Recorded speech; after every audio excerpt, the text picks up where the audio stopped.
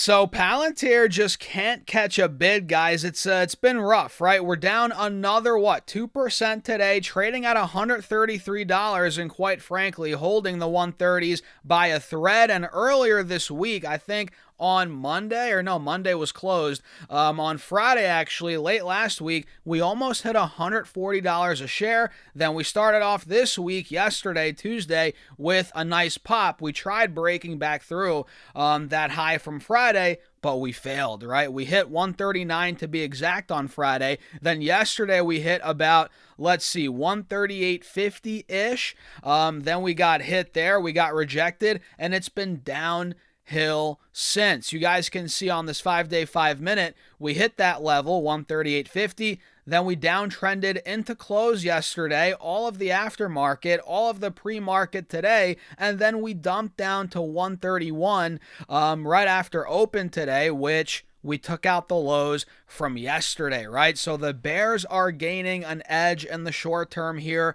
on Palantir stock, and I got to be honest, that's what's been going on, and I'm not loving it. I'm not loving it from, somebody that wants to go long on a trade here. I've been waiting patiently. The price action is just not justifying a trade. And guys, I'm in this stock long term as well. My average cost is $20, so I'm still up a ton. I'm not complaining by any means, right?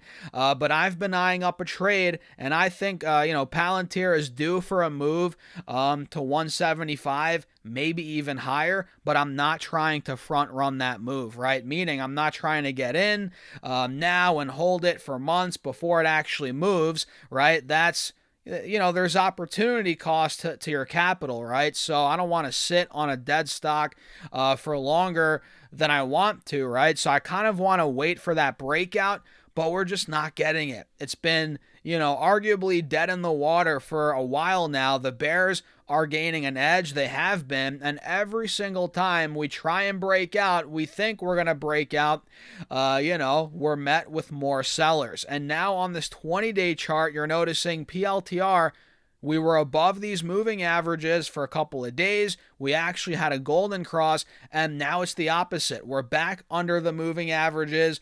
We're about to see a death cross, and it's holding on above 130 by a thread, to the point where, guys, if we take this out, I think we're going down initially to 128, which we tested that earlier this month, about 2 weeks ago. Then if 128 breaks, I'm talking, we're going down to 122, 125, which is where the stock was, a couple weeks ago, a couple months ago as well. Then if that were to break, now we're talking an even bigger drawdown, right? We do see the descending triangle. It's still intact, right? I mean, that's been the pattern here for months on Palantir, and that's why I've been avoiding it as a trade. I'm not, like I said, I'm not trying to front run it because the chart is not showing us any signs of a breakout yet. In fact, it looks like it wants to go lower based on the descending triangle, all these lower highs we've made for months, guys. We're talking at this point 6-7 months. All year we've been making lower highs, and last year as well to wrap up the year. So Palantir, man, it's it's one of those stocks where it's like watching paint dry this year, and it's crazy saying that because last year that was not the case. You guys remember Palantir last year had one of the best runs we've ever seen out of any stock. It had a ridiculous run, and sometimes after runs like that, we get a year, maybe 2 years, maybe 12, 18 months, whatever it is, of consolidation, of selling. It happens, right? Palantir went from $13 back in July 2023. I know that's about 3 years ago now, but it went from $13 all the way to $200, and last year alone, where was this stock a year ago? I mean, a year ago it was at $100, right? So we're still up, year over year nicely. And about a year and a half ago, this name was at $35. So it's still up a lot from where it was. When in doubt, zoom out. And it shows you, again, we had a crazy run. Now it's starting to, sell off, consolidate a little bit, whatever you want to call it. I think it's getting ready for that next move. But the next Major question is, right, are we going to see more downside before the next big move up?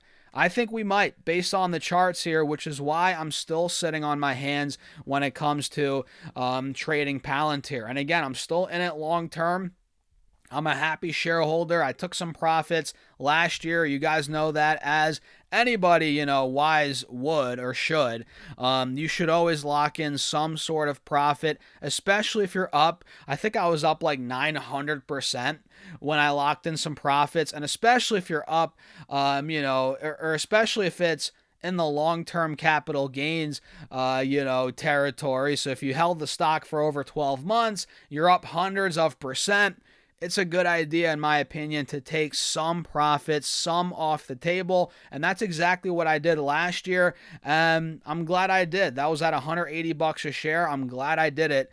And now I'm just waiting again for that trade. I think it's going to go. I think Palantir, man, the story's not done yet. I think it still has, a couple momentum runs in it, whatever you want to call it. I think it still has some upside to go.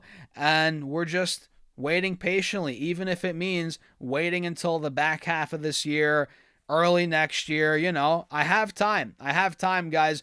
I'm not going anywhere, right? So Palantir is down on the day, 2%, trading at 134, and it's been the same old story on these charts, guys, and that's not necessarily the case for other stocks, right? We have a lot of stocks that look great on the charts and that are moving and grooving today, man. We have Mercado Libre, which actually doesn't look that great on the charts, but it's about to break through 1700, which I actually bought some more after earnings. I think at 1550-ish, 1570, 80, I added more Mercado Libre. Now it's up 3%, about to take out 1700. So this one doesn't look great in the short term, I guess. But when you pull the layers back a bit, the chart looks good on the max time frame, the monthly time frame.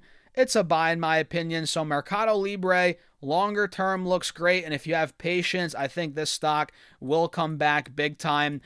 Just wait on it, guys. Just wait on it. And Tesla is looking very good in the short term. This stock is up another 2% today. Like I said a couple videos ago, yesterday as well, I think we're going 500 on the stock with the SpaceX IPO, with all the hype. I think in the back half of the year, $500, no problem on Tesla. It's coming, and I was saying that when we dipped down to the low 400s, high 390s, I was saying it's a great opportunity, and I also was saying it back here when I was actually buying up the stock a ton, in the mid-high 300s.